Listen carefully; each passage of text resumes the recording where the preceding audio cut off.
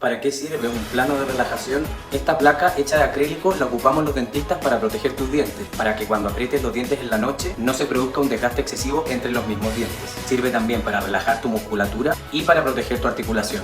Ojo, que un plano mal hecho puede perjudicar más que ayudar a tus dientes. Por eso mismo no compres ni uses planos que se compran por Amazon, ni tampoco esos planos que se compran en las distintas farmacias. Tienen que ser hechos a la medida de cada uno. Sígueme para más videos como este.